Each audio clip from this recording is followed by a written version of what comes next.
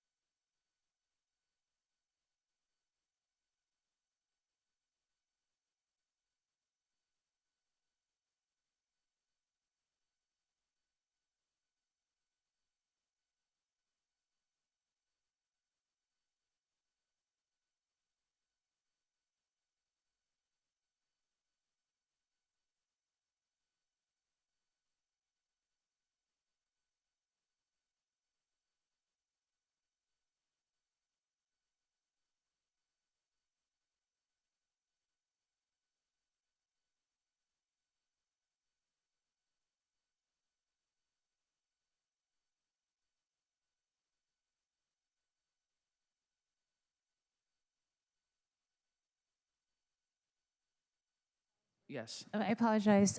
Seattle Channel's not airing our audio. Just want to make sure that there isn't anything on our end that we need to do to help. Testing 1, 2. Oh, okay, we're Seattle good. channel. We're Okay, good. Thank awesome. you. Thank you. I apologize. Thank you to the award-winning Seattle channel. I will repeat that. At September 18th meeting, the Select Committee discussed individual amendments and postponed the bill to continue our discussion at today's meeting. For today's meeting, we're going to continue those last few amendments, and we're also going to discuss the resolution as well. Does anyone have any questions about what our next steps are so far for today? Awesome. I know it's been a slugfest, and the light at the end of the tunnel, colleagues, is not a train. It is the light, okay?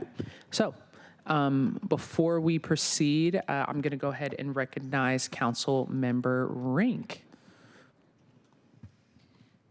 Thank you, Chair. I move to rescind amendments 54, 56, and 58 from Council Bill 120993, adopted at the September 18th meeting. Second. It's been moved and second for the rescinding of amendments 54, 56, 58.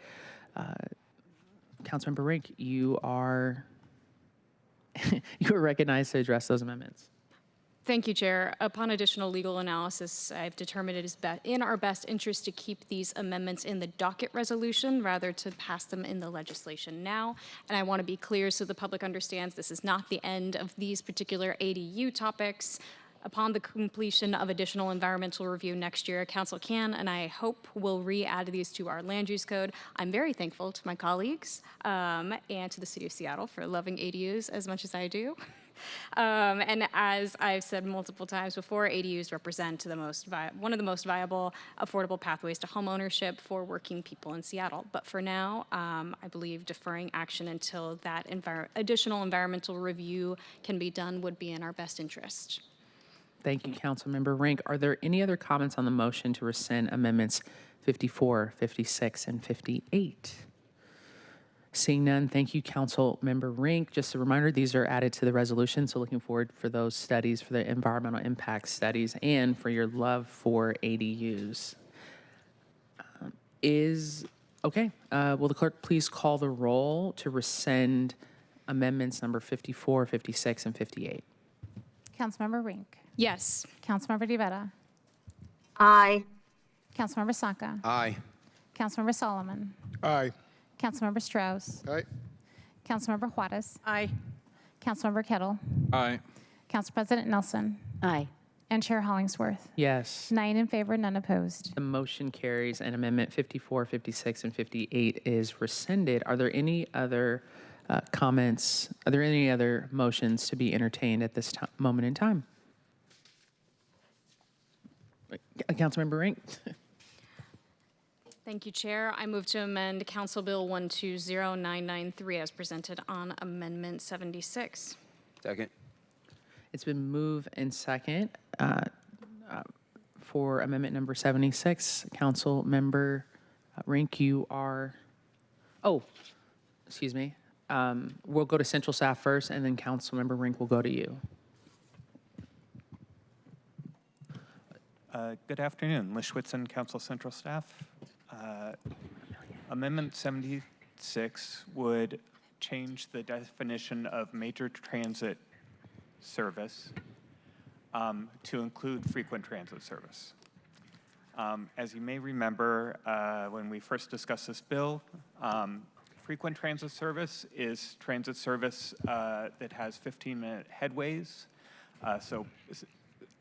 Regular bus routes that come every 15 minutes. Major transit service is defined as rail service or our express bus services. By merging the two, parking requirements that are waived in areas with currently waived in areas with major transit service would also be waived in areas with frequent transit service. So along any bus route with 15-minute headways within a quarter-mile walking distance of those bus stops, parking would no longer be required. Thank you. Councilmember Rink, you're recognized. Thank you, Chair. Colleagues, this amendment would change the use of the term major transit to frequent transit. In passing this, areas within a half mile of frequent transit service stops would be eligible for bonuses that would be provided to stacked dwelling units, low-income housing, and low-income housing on property owned by religious institutions. Using the frequent transit definition accepts the fact that buses that run at high frequencies but aren't designated as rapid ride routes still serve as important connectors in Seattle, which I can personally attest to, as I know many transit riders in this city can. But that being said, I will be withdrawing this amendment for later consideration after additional environmental review and the docket resolution can be adopted. Chair, do I need to make a motion to do this? Amelia? At this point, because it's been moved and seconded, you can request to withdraw this motion. Councilmember Rink. Okay, I request to withdraw this motion. And unanimous consent. Second. It's been moved and second to withdraw the motion for Amendment 76. Are there any questions or comments? Do you have any closing comments, Councilmember Rink? No, just thank you, colleagues, for your consideration of this. Hope we can continue discussions on connecting access to transit to housing. Thank you. Awesome. Thank you, Councilmember Rink. And for the record, it is in the resolution as well. Clerk, will you please call the roll to... If there's no objection. If there's no objections, we don't need to do the roll. I'm learning Robert's rules as we go. I'll get better and better every single time. So there's no need to call roll. Thank you, Councilmember Rink. Next, Councilmember Rink, you are recognized to move your amendment number 85.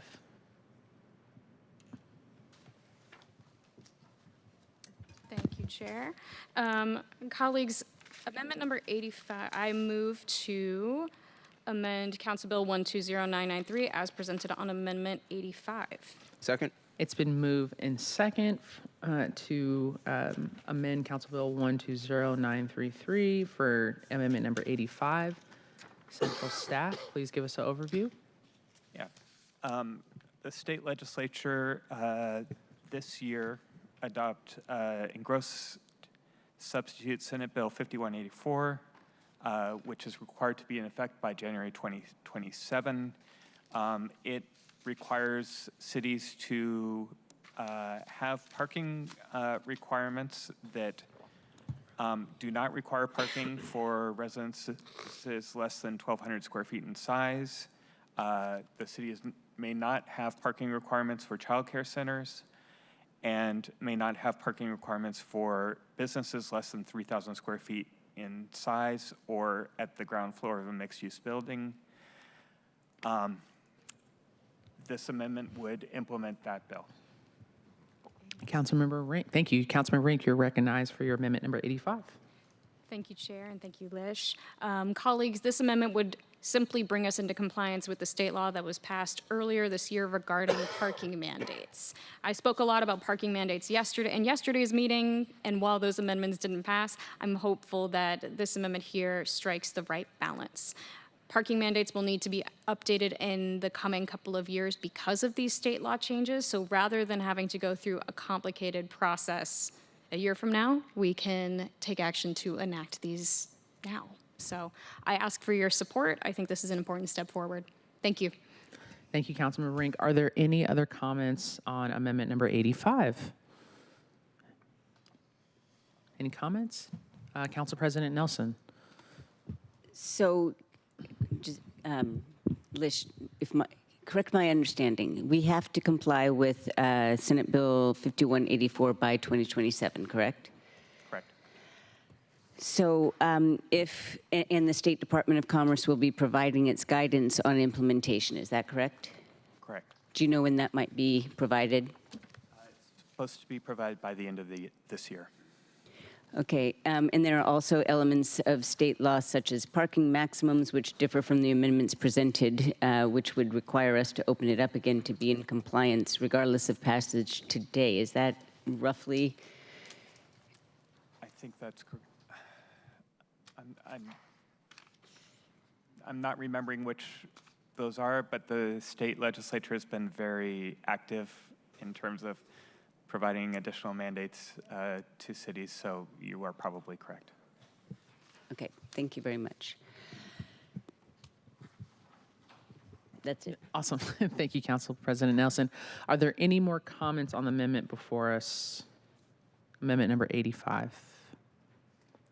Will the clerk please call the roll for amendment number 85?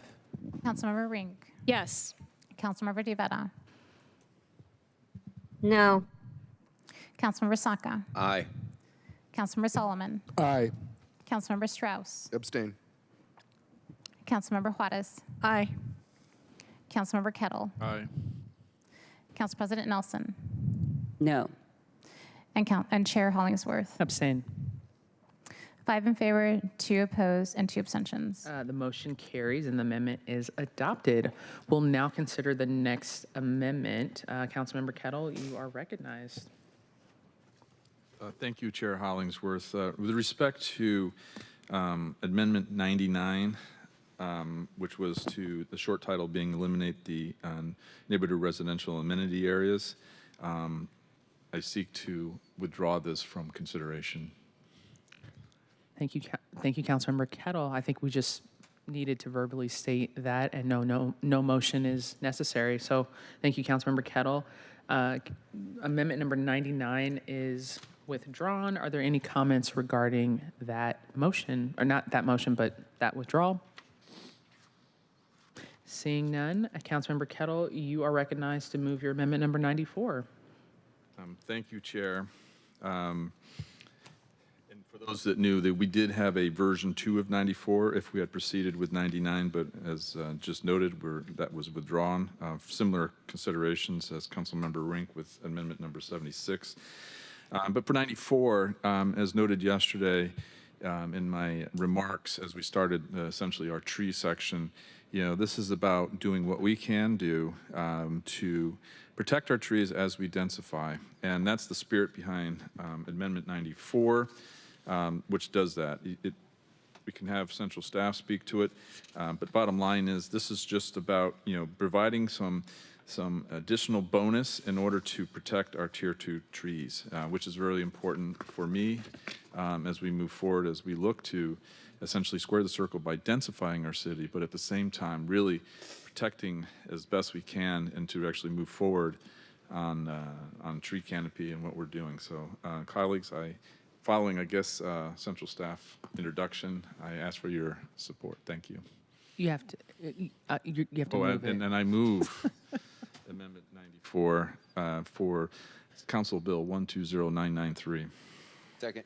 It's been moved and second to amend the bill for amendment number 94, central staff.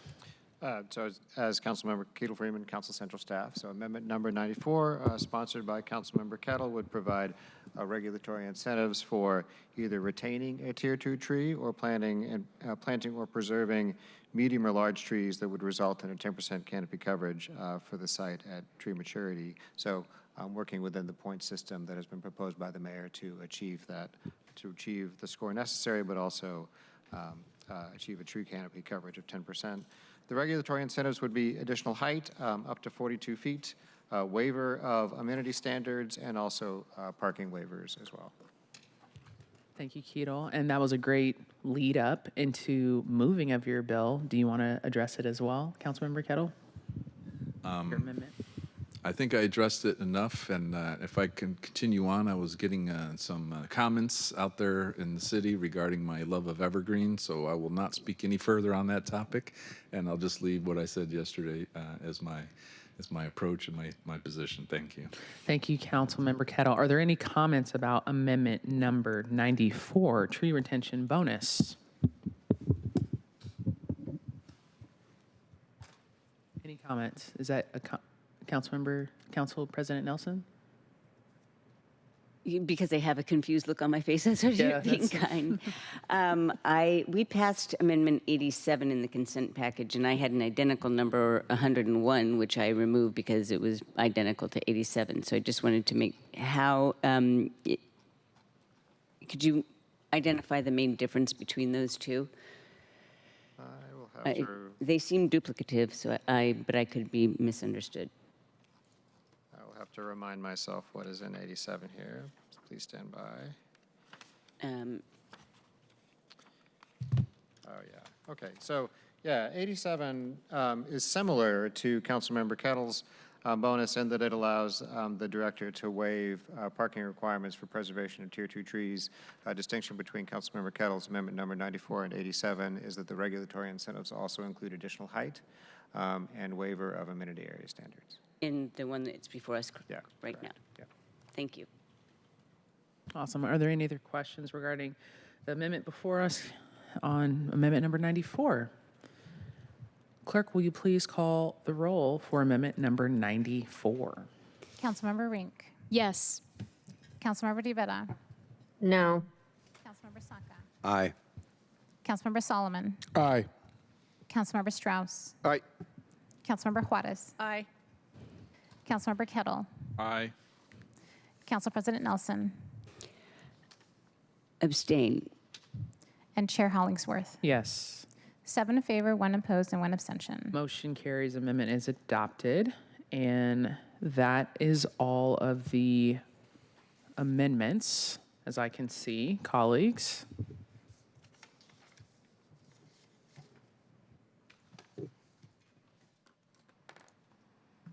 One second, we're going to be at ease.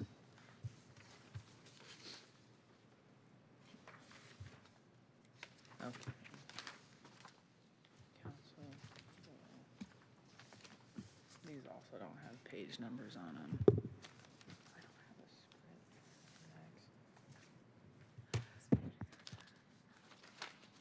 script. Awesome.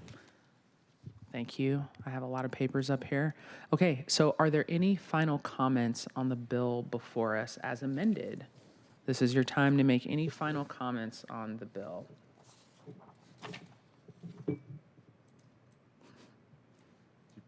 Okay, awesome. Okay, great. Let's knock it out. All right. Sorry, there's no final bills.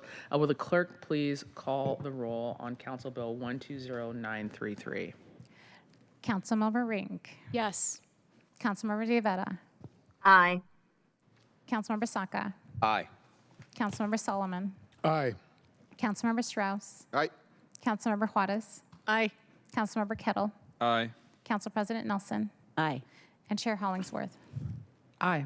9 in favor, none opposed. Motion carries, and the Council Bill 120933 will be sent to full council.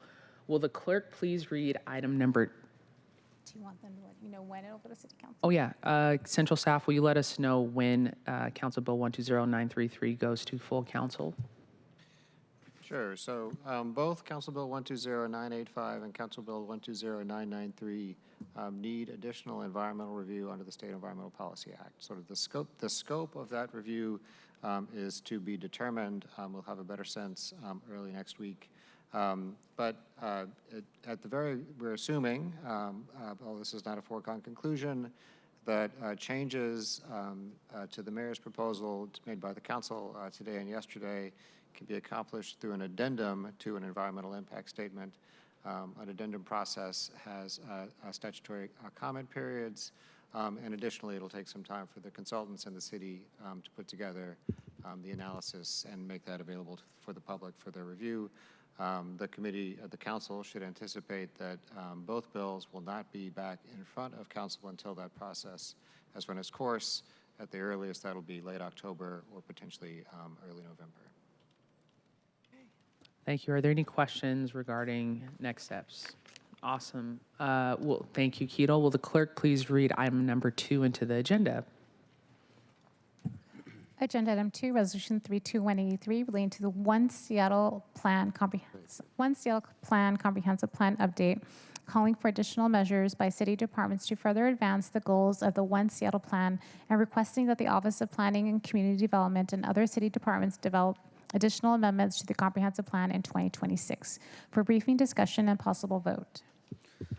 Colleagues, this is our last piece of legislation today. We made it into a resolution. As I previously explained, I placed into the resolution some of the things that we had talked about that could potentially have environmental or legal risks. This gives us a chance to study these amendments separately outside of this process so that some of the boldest ideas, which I really appreciate us pushing the envelope, bold ideas can be considered next time we have an update to the comprehensive plan, which we will be going through next year. With that, of phase 2. With that, we're going to go into the vote of the resolution. I believe we have 4 amendments today as a resolution. We might have more, but four. Right now we have 4 amendments today of the resolution. So I'm going to go ahead and move that committee recommends adoption of resolution 32183. Is there a second? Second. It's been moved and second to adopt the resolution. Central staff, will you please provide us with an introduction and overview of the resolution? Great. Thank you, and I am playing Jasmine Marwaha today. I want to thank her for all of her work focusing on this while we were focusing on the other legislation you've considered this week. As background, the Growth Management Act allows the city to amend the comprehensive plan once a year. In most years, the council adopts a docket of items that it anticipates looking at in terms of amendments to the comp plan. We've held that process for the last couple of years because we had the giant bills that you considered this week pending. Next year, we anticipate a more normal comp plan year with more targeted amendments. And this resolution would adopt a docket of items that council may consider in 2026 for amendments to the comprehensive plan. The resolution does 3 things. It reaffirms and asserts the goals of the One Seattle comprehensive plan. It requests that departments analyze and make recommendations for further changes to code to further implement the goals as stated in the resolution. And it requests that OPCD and other departments develop amendments to the comprehensive plan for future council consideration. Section 1 of the resolution includes goals for welcoming and inclusive Seattle, affordable, accessible, livable, and safe, or as the chair says, walls.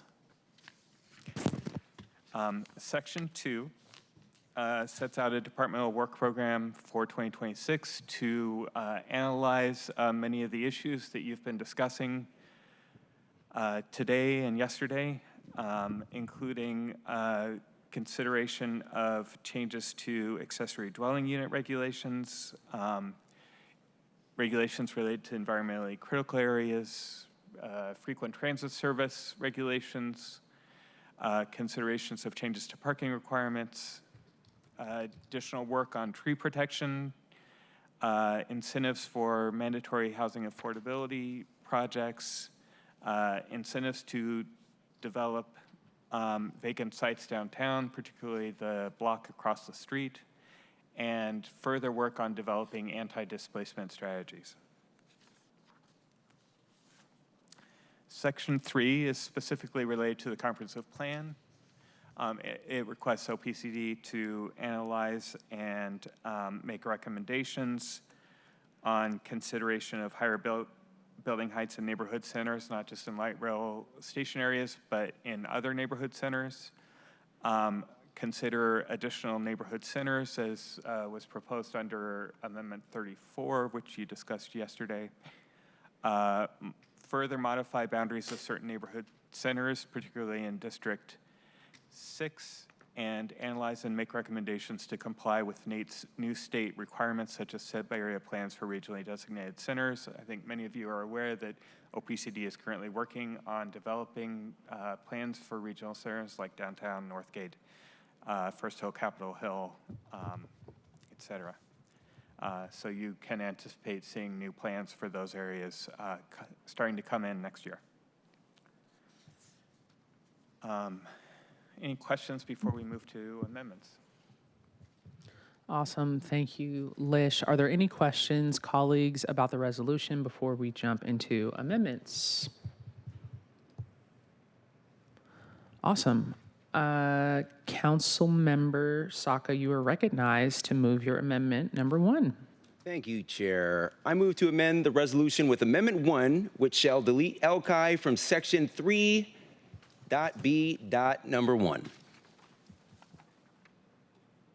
Second, it's been moved and second to amend the resolution as presented on amendment number 1. Central staff, please give us an overview of this amendment.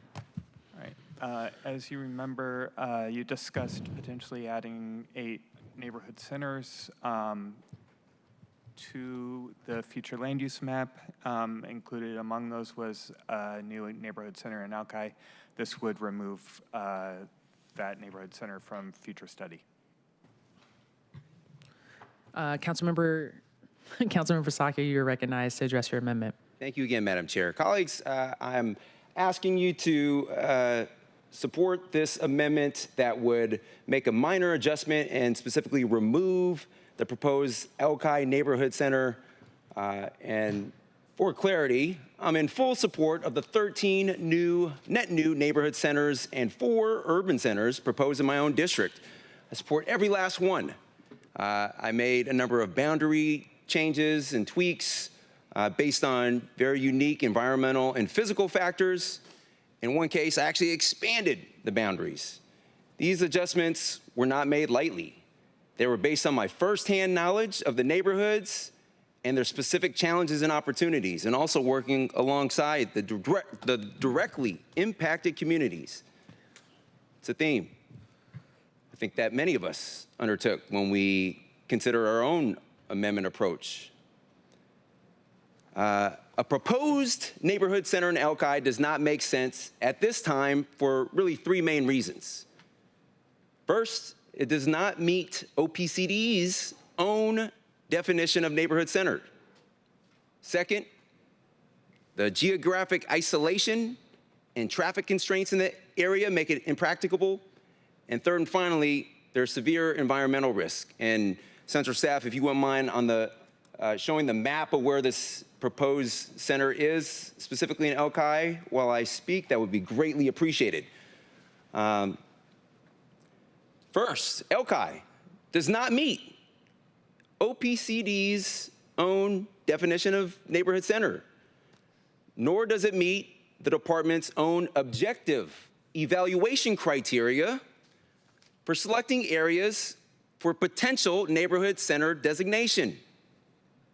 Per OPCD, neighborhood centers are specifically defined as areas near transit with growing business centers, amenities, and added housing capacity. Diving a little deeper into the policy weeds, if you look at specific policies pertaining to neighborhood centers, more specifically, GS 5.1. It's contained in many pages or many places in this overall legislation, but for those following along online, it's on page 26 of the executive's One Seattle Comprehensive Plan.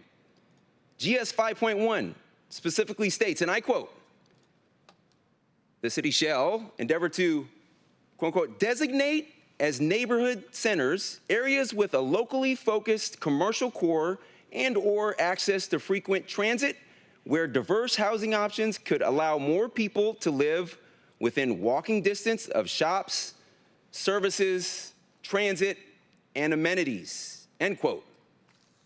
So taken together, we can cull together about 4 basic requirements for neighborhood centers: access to transit, the availability of social and community services, government services, clinics, healthcare facilities, community support services, etc.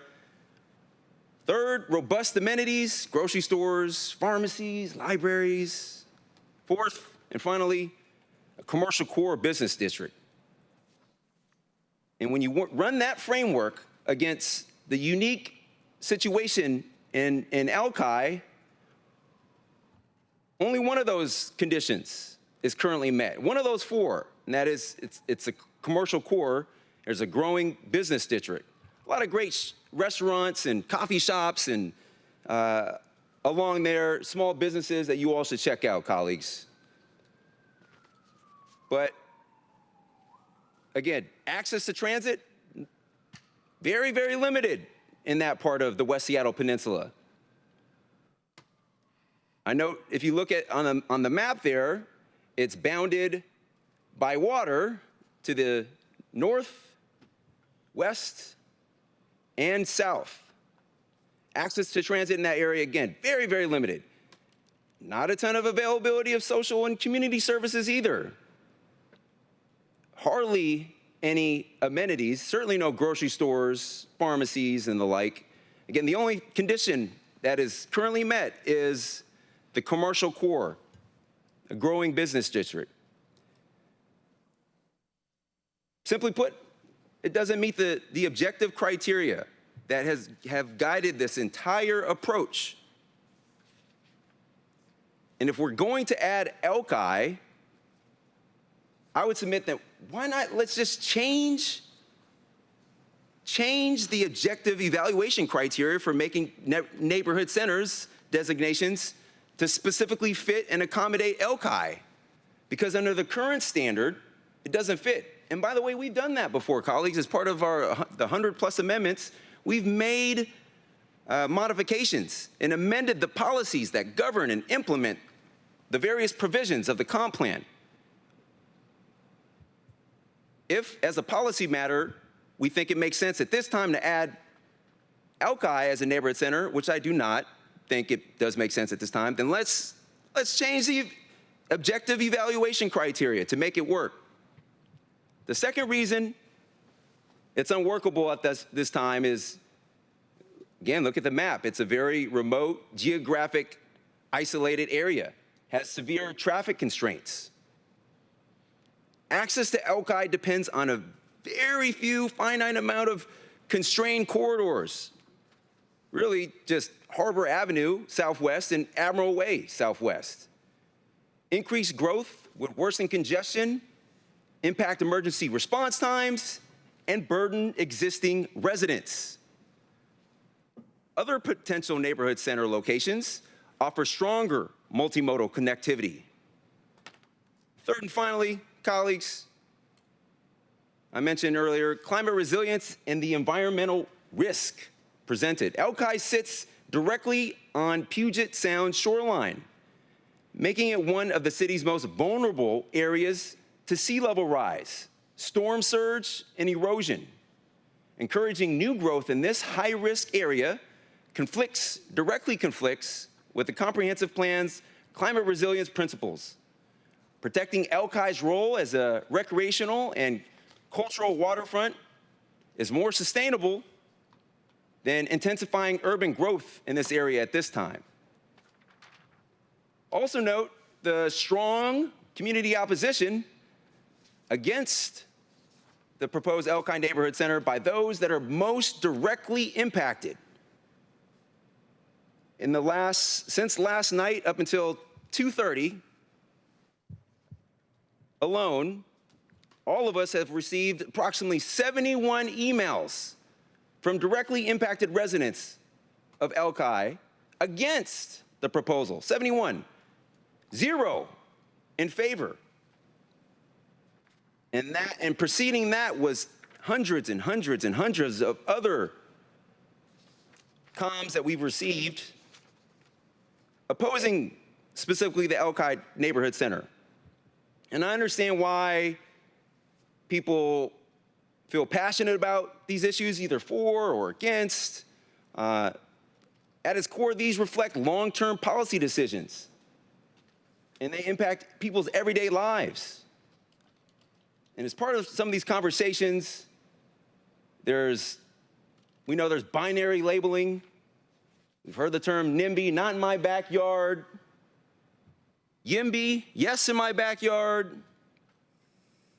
I think as part of these specific conversations, there's a new term maybe, YITBY, yes, in their backyard, in their backyard. It's easy for some people not from a community to say something is best for them, and if that thing is implemented, they're completely unaccountable and they don't have to manage the day-to-day as a direct result of that. There's a lot of yitbyism going on as well. The Elki Community Council and hundreds of directly impacted residents have voiced their strong concerns. We all know there was a lack of fair process and extensive vetting for this neighborhood center compared to other neighborhood centers. lack of notice and opportunity to be heard. Each of the current neighborhood center designations was shaped by a robust multi-year stakeholder and community engagement process. And I believe Elki deserves the same transparency and dialogue as every other neighborhood impacted by the comp plan. In all, colleagues, again, I just want to emphasize that I do strongly support all the new centers in my district and all the ones that we've approved thus far in the comp plan legislation. Each was shaped by community input through multiple rounds of outreach and passed through reviews, including the required environmental impact statements, all of which was explored through an extensive, again, multi-year process. It would be an overreach on my part for me to address the other 8 areas being proposed for study in this resolution, so my amendment is to narrowly delete Elki only from the study.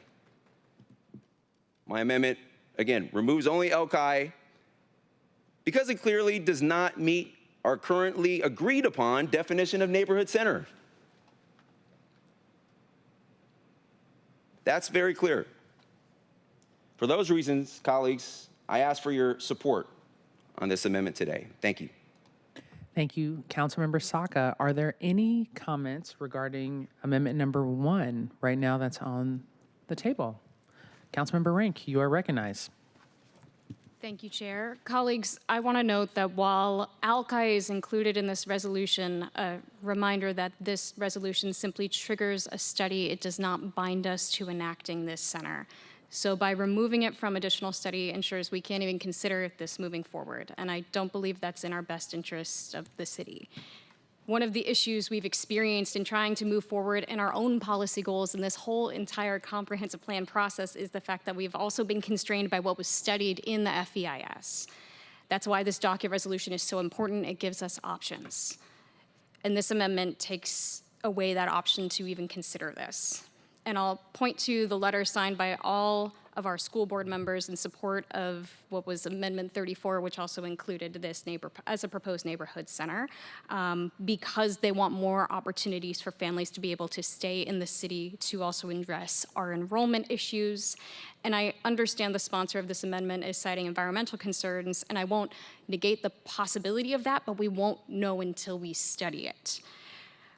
I also want to note this is a plan that we know will be for the next 20 years, and in 20 years, I believe Elki could very well have a grocery store and incredible transit access and more amenities and services. And by making this area and studying it as a neighborhood center, we're setting it up for growth that would create better demand to be able to for these important needs. So I will not be supportive of this amendment today, but I remain committed to continued engagement with the Elki community. Thank you. Thank you, Councilmember Rink. Are there any other comments regarding amendment number 1 before we take it to a vote? Will the clerk please call the roll on amendment number 1? Oh, I'm sorry. Before we call the roll, Councilmember Saka, do you have any final closing words? I apologize. No, thank you, Chair. Colleagues, again, just ask for your support. And you know how I approach this. I try to center the voices of those most directly impacted, starting with the folks in Elki and the Elki area, and then the next layer outside of that would be all of West Seattle, and then sort of the rest of the city. And because it doesn't meet the objective evaluation criteria for what constitutes a neighborhood center, out of all of the neighborhood centers, I think this is a worthy candidate for removal at this time. Growth is going to happen, everyone, and we are implementing the provisions of the state middle housing bill, and as part of that, designating certain neighborhood centers. And even if we didn't designate certain neighborhood centers, there would be more growth and density in all areas of the city as a direct result. So we need growth, we need density. My whole approach is just making sure we do it in a responsible, thoughtful manner that is mindful of those most directly impacted. For those reasons, I ask for your support. Thank you. Thank you, Councilmember Saka. Will the clerk please call the roll on amendment number 1? Councilmember Rink. No. Councilmember Rivera. Yes. Councilmember Saka. Aye. Councilmember Solomon. Abstain. Councilmember Strauss. No. Councilmember Juarez. No. Councilmember Kettle. Aye. Council President Nelson. Aye. Chair Hollingsworth. No. 4 in favor, 4 opposed, 1 abstention. The motion fails and the amendment is not adopted. We will now consider the next amendment. Councilmember Rink, you are recognized to move your amendment.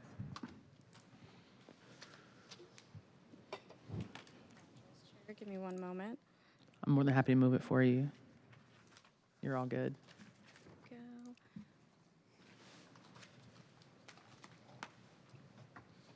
Colleagues, I move to amend. Oh, geez. Could you please move it for me, Chair? I apologize. You're good. You're good. I move to amend Resolution 32183 as presented on amendment number 2. Is there a second? Second. It's been moved and second to amend the resolution as presented on amendment number 2. Central staff.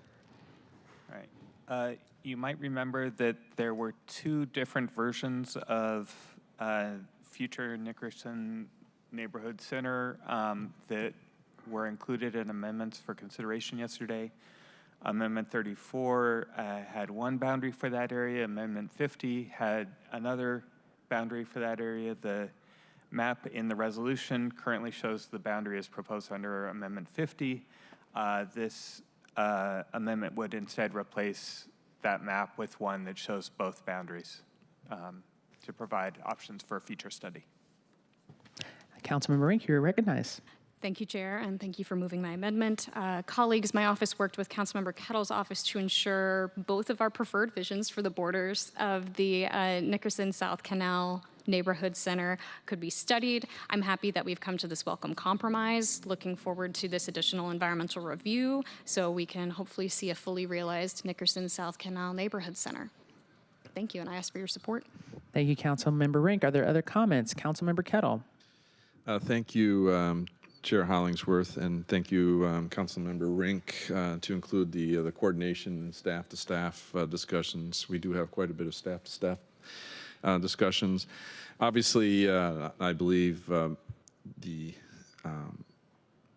boundaries of the amendment that we had put forward, actually part of the neighborhood center that we had put forward, reflect what is best for the neighborhood center. And as you can imagine, I've been in each of these areas from little kid birthday, so I know the area very well and the issues like with some of the transportation challenges. So of course I prefer my boundaries, but yes, I support having a double study regarding the 2 areas, and colleagues, this also goes to the idea of neighborhood village, which we'll use in phase 2. No need for phase 2, we got it, but we're gonna do the neighborhood village. And it kind of goes to the idea, I just wanna say really quickly, is that we should be looking at opportunities to upzone a number of different areas and see which ones organically kind of take off, which organically have that kind of, oomph behind them in terms of densification, whether, from the commercial piece, the transit piece, the housing piece, how these things come together. And I really look at this comprehensive plan as a step-by-step process. We talk about 20 years, but in reality, it's 10 years. Well, actually, in reality, this is turning into like Texas and their census and redistricting. We're going to be looking at this every year in a very major way. We've kind of set ourselves up for that. So I'm not concerned,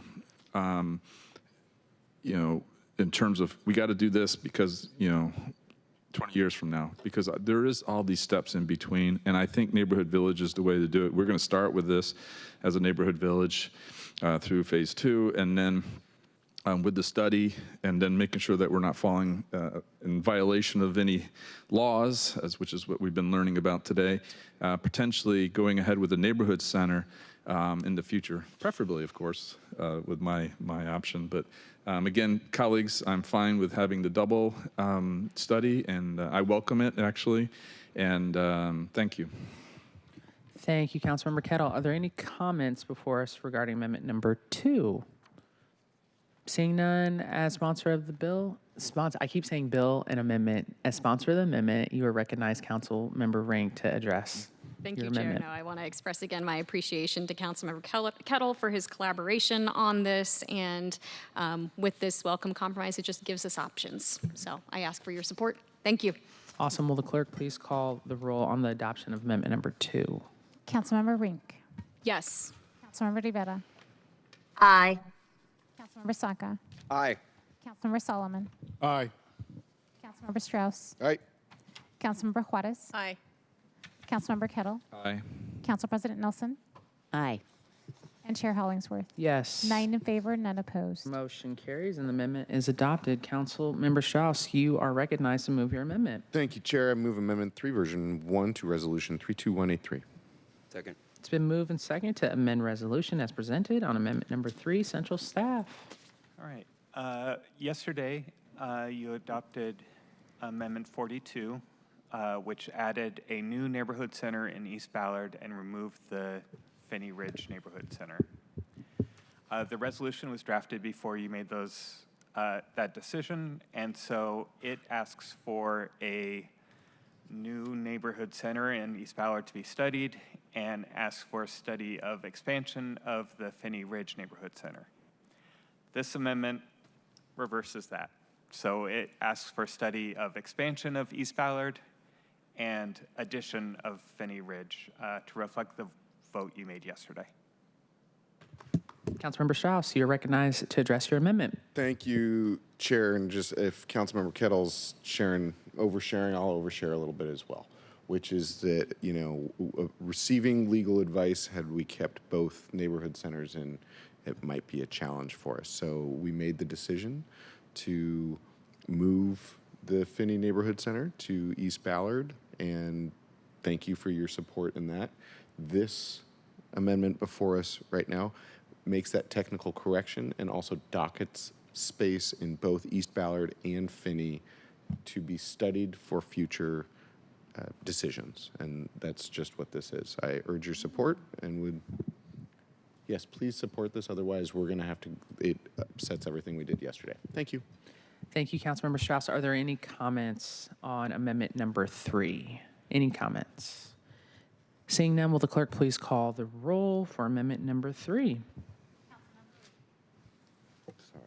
Councilmember Rink. Yes. Councilmember Rivera. Aye. Councilmember Saka. Aye. Councilmember Solomon. Aye. Councilmember Strauss. Aye. Councilmember Juarez. Aye. Councilmember Kettle. Aye. Council President Nelson. Abstain. And Chair Hollingsworth. Yes. 8 in favor, none opposed, 1 abstention. Motion carries. Amendment is adopted. We'll now consider the next amendment. Council President Nelson, you are recognized to move your amendment. Colleagues, I move Amendment 4. I move Amendment 4, please, to Council Bill. Second, it's been moved and Thank you. second. To Council Bill 120993. Sorry. To the resolution. I move Amendment 4 to the resolution. Anyway, thank you. Awesome. The second, it's been moved and second to amend the resolution as presented for amendment number 4, central staff. So Council President Nelson had an amendment 74 to increase height limits in neighborhood residential areas and low-rise 1 zones. That amendment was not moved, and instead this amendment to the resolution would ask OPCD to study those height limits. Council President Nelson, you are recognized. Thank you. Colleagues, I withdrew Amendment 74, which would have increased height limits from 32 feet to 35 feet due to the concern about it creating additional zoned capacity that was not studied in the final EIS. We are already a year late updating our comp plan, and we desperately need more housing. So it's critical to provide additional development capacity. And if additional study is triggered, that will slow down. That'll slow down the housing construction in zones where we really need it. So this was an idea that I had, and it was obviously not in the Mayor's One Seattle plan. It was supported by Habitat for Humanity, And unfortunately, I'm just asking that it be removed for further study. It would be, it is still a valuable concept because stacked flats require utilities and insulation in the floors between units, and without allowing for higher heights, we could be cutting into project feasibility. Bellevue, for instance, has a 40-foot height limit in residential areas. But again, the amendment as drafted could have created a loophole that created more zone capacity than was studied. And by asking OPCD to simply study this, they can come back with language that recognizes the need for modest height increases in modern homes without causing concern about development capacity or slowing down the housing construction that we very much need. Thank you. Basically, I'm taking one for the team here and taking mine out of the, just trying to, yeah. Thank Anyway, you. that's it. Thank you, Council President Nelson. Are there any comments regarding amendment number 4? Councilmember Kettle, is that an old hand? That is an You're a young guy with an old hand. All right. Is there any further comments on amendment number 4? Awesome. Will the clerk please call the roll for the adoption of amendment number 4? Councilmember Rink. Yes. Councilmember Rivera. Aye. Councilmember Saka. Aye. Councilmember Solomon. Aye. Councilmember Strauss. Aye. Councilmember Juarez. Aye. Councilmember Kettle. Aye. Council President Nelson. Aye. Chair Hollingsworth. Yes. 9 in favor, none opposed. Motion carries. The amendment is adopted. And we'll now consider the next amendment. Councilmember Kettle, you are recognized to move your amendment. Thank you, Chair Hollingsworth. Colleagues, I move Amendment 5 to Resolution 32183. Second, it's been moved and second to amend the resolution as presented on amendment number 5. Central staff. I don't see it. Colleagues, Amendment 5 is basically Amendment 99. If we could just take 1 second, I apologize. We're going to ring it back.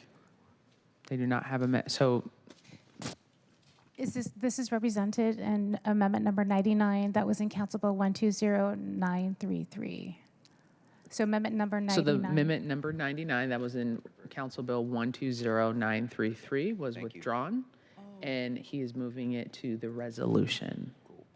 My apologies. So amendment number 99 from Council Bill 120933 has been withdrawn, and it's been moved to the resolution.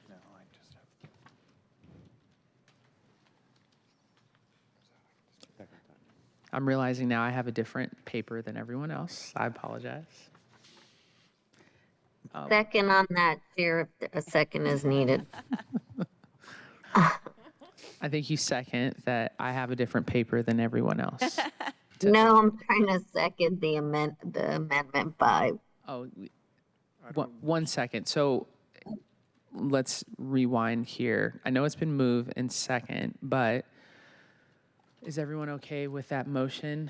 Do we need, yes, okay. We don't have Amendment 5, so if there's Why some do I have language, some Amendment 5? specific language to propose, we can draft some here on the fly. You may have some already in front of you. Okay, or, we're gonna- Or we can work with Councilmember Kettle to prepare an amendment for full council. Well, Chair. You are recognized, yes.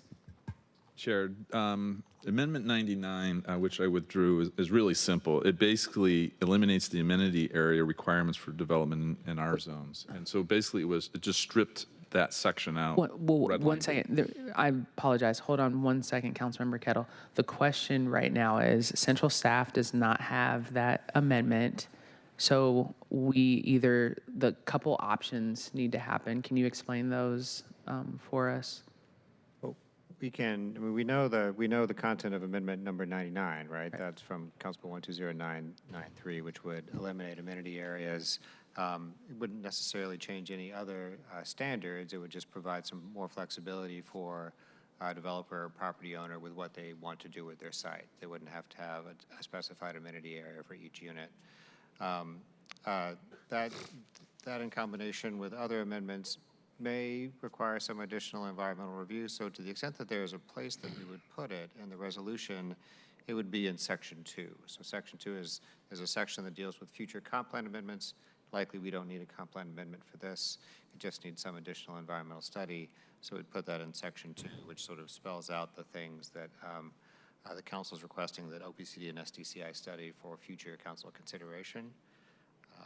So it would probably be, it would go towards the end. It would be a J, and we could, I think the language would be something like, I mean, we could improvise here, but you may benefit from seeing something written down. Is the Amelia? recommendation for the council to consider that amendment today? And I believe there's also another opportunity when it gets to the city council, correct?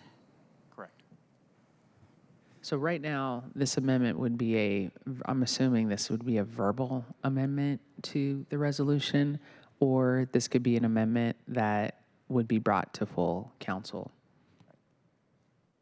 So that's what's in front of us, colleagues. Does anyone have any? At this point, it's been moved and seconded. If the member would like to address their amendment, and then from there, we can determine if you want to withdraw it for the city council. And then if not, we can be at ease if central staff feels that they can develop it at this point. But I would, again, leave that to central staff to see if that's possible. We still need law review on that as well, too. Understood. Yeah, my, if I could just say something, my thing is to make sure that central staff has all the tools that they need to make sure this is executed properly, and then also my colleagues feeling comfortable with it as well. So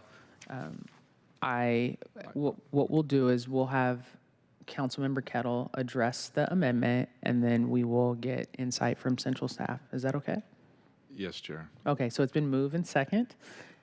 Councilmember Kettle, you are recognized to address your amendment. Thank you. And just to follow up on Mr. Freeman's points about formerly known as Amendment 99, now known as Amendment 5 to Resolution 32183, it goes to the amenity area requirements, as he noted. The intention behind this was really, because there's really hardscaped amenity areas, was to kind of open up the possibilities for amenity area that as currently designated for trees. That was the intent. That's based on experience and input that we have received. But I do recognize that others do not agree with this. So in a lot of ways, this is like a great example to go to resolution to get further study. And Chair, I will defer to the combination of our great clerk and our great central staff members in terms of best. It's more than happy to do something here right now or to place it in full council, whatever the consensus is. I will turn to colleagues. Does anyone have any objection if potentially this was added to the resolution today regarding this amendment? No. I'm seeing no. I'm seeing no. Okay. So is there objection from central staff? I'm not trying to put any pressure on you all. If you'd like, we can suggest what the language may look like for the resolution and move that as an oral amendment. I'm okay with that. Amelia? Okay. Yeah, and then again, if it is adopted, it would still need to still go through law review, and then there can always be further changes at the city council level to rectify any of those changes that need to occur. All right. Keatle and Lish, is that something that you're okay with doing off the fly? Yeah, I think it would be something like this. There would be a new subsection J, which would be amenity areas, period. And the direction to SDCI and OPCD would be develop proposals to reduce or eliminate amenity areas in neighborhood residential and low-rise zones to facilitate design flexibility and tree protection. Check. Councilmember Kettle. I support that, Chair. So he's going to have to move this, If there's no objection. if there's no objection, that amendment will be adopted into the resolution, and we still have to call a roll. Yeah, okay. Essentially, what we did is we just amended the motion to reflect central staffs, and then we can discuss the amendment as they just proposed it. After that, then we can do the roll call. Understood. Right now, we will entertain questions. Councilmember, you have 1 second, Councilmember Rivera. Go ahead, Lish. No, we can answer questions while Ketel's typing. Okay, awesome. Councilmember Rivera. Thank you, Chair. Just, so the, including it in the resolution is asking OPCD to study the impacts of, said proposal. Is that correct? I just need to be clear on what I'm voting on here. Correct. The council would be asking OPCD to analyze the impacts and make a recommendation on whether and how to remove amenity area requirements in neighborhood residential zones. And then it would come back to us, Lish. Correct. The way the other ones are. Okay, thank you, Lish. Appreciate that. Thank you, Chair. Thank you, Councilmember Rivera. So just to clarify, Clerk, we do not have to take a vote on, we do have to take a vote on this. Yep, on the amendment. Thank you. But not adding it to the resolution.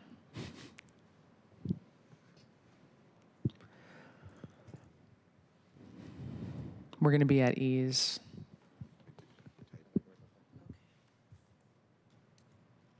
Will we be out by 5 p.m.? Councilmember Rivera, you have, wait till we come back from, well, 1 second.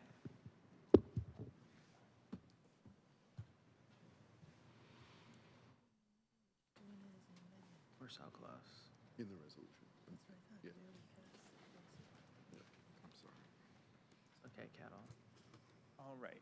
So the amendment would add a new section J to subsection J to section 2 of the resolution, stating amenity areas, develop proposals to reduce or eliminate amenity areas in neighborhood residential and low-rise zones to facilitate design flexibility and tree protection. Could you zoom into that, please? I'm getting old. It's like, I can't read that. Okay, perfect. Thank you. Thank you so much. Okay, I see Councilmember Rivera. Now we're going to engage comments regarding Amendment number 5 that's been added into the resolution. Councilmember Rivera. Thank you, Chair. And sorry, I have to, for the record, I want to say the reason I'm not in chambers is because I attended the Association of Washington Cities retreat, of which I sit on the board. So I wish that could have been there in person, but I'm happy that I am participating online, but that's why I'm not there. Okay, so that said, clarifying again, the way I read this, though, it's not that we're going to study it. It says OPCD send us proposals. But so it seems different from some of the other things. And I'm sorry, I need to go to the language of the resolution. But so can you clarify, Lish and Ketel?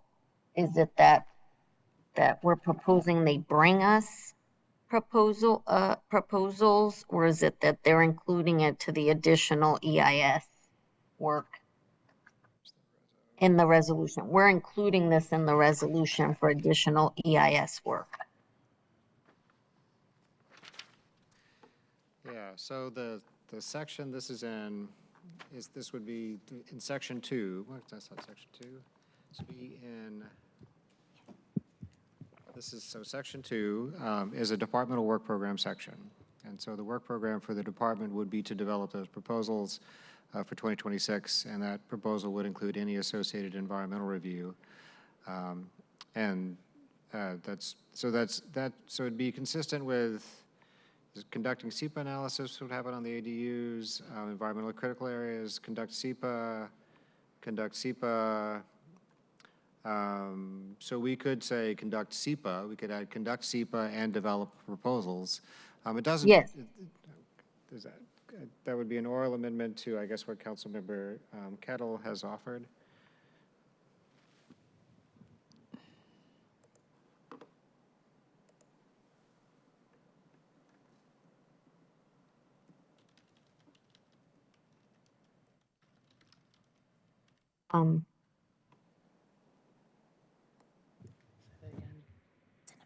Chair, if I may. So the reason Councilmember Kettle withdrew the amendment was because of the EIS concerns. So that's why I'm asking for the clarity on this. Still needs to get EIS review before it would, the proposals would come to us. And I'm just trying to get the clarity on that. Thank you, Councilmember Rivera. And we're just getting clarity on your verbal amendment to the amendment.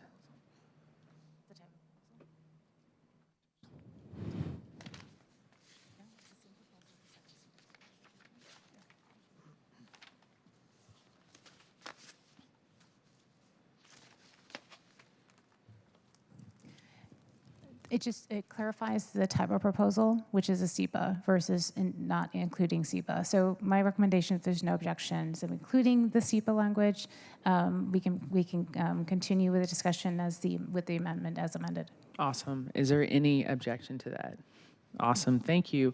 So next, council member, go ahead, Lish. We've just gotten confirmation that there are no legal issues. Awesome. Thank you. That was fast. Thank you. Thank you. Great. All right. So in closing, Councilmember Kettle, you are recognized to address your amendment in the resolution. Amendment number 5, as amended for. Thank you, Chair Hollingsworth, and thank you, Councilmember Rivera. I appreciate the input. I appreciate the oral amendment to adjust this, and I think it goes to what we were looking to do, as I expressed. So I am in support of this, and colleagues, I ask for your support too. Thank you. Thank you, Councilmember Kettle. Will the clerk please call the roll on amendment number 5 as amended and amended and amended? Councilmember Rink. Yes. Councilmember Rivera. Aye. Councilmember Saka. Aye. Councilmember Solomon. Aye. Councilmember Strauss. Aye. Councilmember Juarez. Aye. Councilmember Kettle. Aye. Council President Nelson. Aye. And Chair Hollingsworth. Motion carries. Amendment is Aye. adopted. Aye. Thank you. Sorry. Motion carries. The amendment is adopted. Thank you, Central Staff, and thank you, Legal, for that. Are there any further comments on the resolution as amended? Colleagues, this is your time to say any other comments that you have about the resolution. Chair? Yes. No further comments. Councilmember Juarez I has will a be comment. very, very brief, I promise, and I just hope we can send us off in a good way for the weekend. All I want to say is this. It does my heart happy. Will you please talk in the microphone, Councilmember? Oh, sorry, okay, thank you. Councilmember, I was all teed Juarez. up and all emotional, ready to go. So I'm really happy when I hear and see our citywide representatives working with our district representatives. Mainly today was D6 and D7, because that's what we envisioned in 2014 when we moved to district representation. And I appreciate Councilmember Saka's passionate, speech, because that's what we need to hear. Because whatever, I know I didn't agree with you, but whatever you did today and whatever you said today stuck with me, and I will still come back to you as that well of information representing D1. So thank you for that. I think we're showing the public that we can act as a body that speaks to each other. And I think we've learned, and I know we know, and I just like it when we show it, that when we do have tension, that it can actually lead to compromise. And so for that reason, I just want to thank you, Chair, for your leadership. And I want to thank my colleagues for not only listening to me, but inviting me back. Thank you. Thank you, Councilmember Juarez. Are there other Councilmember Rivera? Thank you, Chair. And I said this, but again, since we're taking up this last piece until we get to full council anyway, just again, thank you for your leadership, for your transparency, for your partnership, and your staff. This has been a very long process. I'm so appreciative that you agreed to take this on. It's a lot of work. Sometimes our constituents don't always see all the things that go into it. But I appreciate all the work that your team has done and that you have done, and also the partnership with the constituents. Because I am very clear that I am here and I am honored to represent the D4. So the constituents also were very active in this process, and I very much appreciated that too. So I want to acknowledge that as well. So thank you, and I look forward to taking this vote. Thank you, Councilmember Rivera. Councilmember Solomon. Yes, thank you, Madam Chair. I also want to echo my admiration for how you have shepherded this process, how you've handled the incredible number of hours of public commentary, both in person and online, how you've made sure that those who wanted a chance to speak got a chance to speak, the way that you controlled the chamber when it could have gotten spicy, and your ability to facilitate, your ability to inject humor, to bring the temperature down. Your leadership overall has just been mind-blowing. And I just want to acknowledge you, thank you, and thank you for stepping in to shepherd this process and sticking with it and seeing it through. Thank you, Councilmember Solomon. Are there any other comments before I jump into mine real quick as we bring this to a close? Okay, awesome.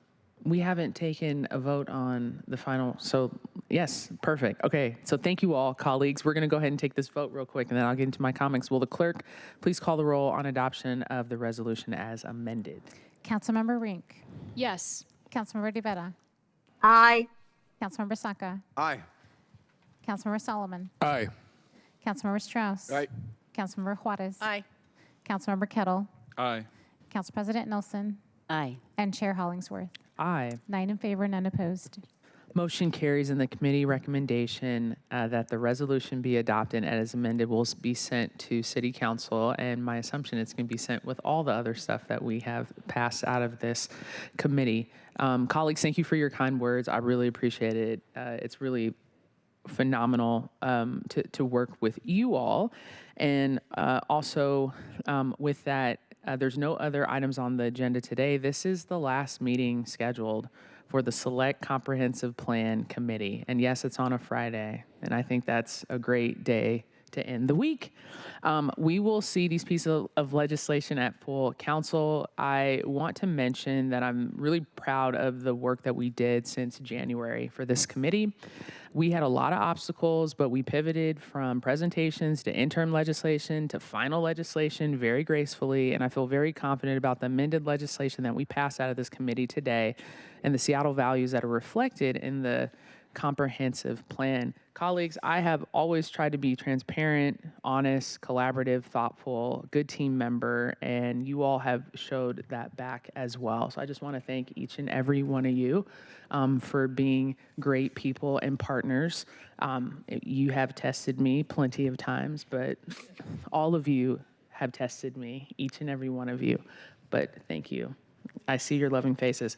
And if you just give me a second too, I want to read the beginning of the resolution real quick because I think it's really important. I know it's 5:05. I'll be super quick. I've listened to all of you on this mic, so just give me 2 minutes. Is that okay? Give me 2 minutes. So the resolution, which I think is one of the most important pieces, is welcoming and inclusive. New growth should welcome newcomers while preventing displacement of, I did not use BIPOC, but Black, Indigenous, people of colors communities, members of the LGBTQIA community, and under-resourced household. We are not under-serviced, they're under-resourced. The plan is intended to help communities thrive in a place and provide opportunities for former residents who have been displaced and also our newcomers. Affordability. The city growth strategy supports housing options that will work for all families and increase housing supply, including but not limited to development of duplexes, triplexes, stacked flats, ADUs, and unit conversions. This plan makes it easier for multi-generational households to live together and stay rooted in community. Furthermore, the council encourages additional housing supply in areas that have been historically exclusionary in their zoning to reduce market pressure resulting in displacement. Accessible. City Council encourages the design of homes, public spaces that meet ADA standards, supports aging in place, create child-friendly environments, new growth, and should build with mobility, independence in mind so everyone, regardless of ability or age, can navigate their neighborhood and live comfortably. Livable. The plan advances our climate goals, reducing dependence on cars, fostering vibrant communities where walking is easy, enjoyable, and part of daily life with access to restaurants, grocery stores, transit, everyday essentials. Council intends to continue to invest in outdoor spaces, parks, and shared areas that bring people together, make neighborhoods feel welcome, connected, and resilient. And last but not least, Councilmember Kettle's favorite word, safe. The plan prioritizes safety through a new public safety element and supports well-lit streets, sidewalks, active spaces, and community-driven planning. That is important because that starts the resolution to the kickoff of what this council will continue to work on, because the comprehensive plan is not over. It is a working, breathing document that will continue to guide us for our city. So, do my colleagues have any more items of business before we complete? Looking left and right, hearing none, this concludes September 19th meeting of the Select Comprehensive Plan meeting. It is 5:07, colleagues. If there's no further business, goodbye. Have a good weekend. Goodbye. Thank you.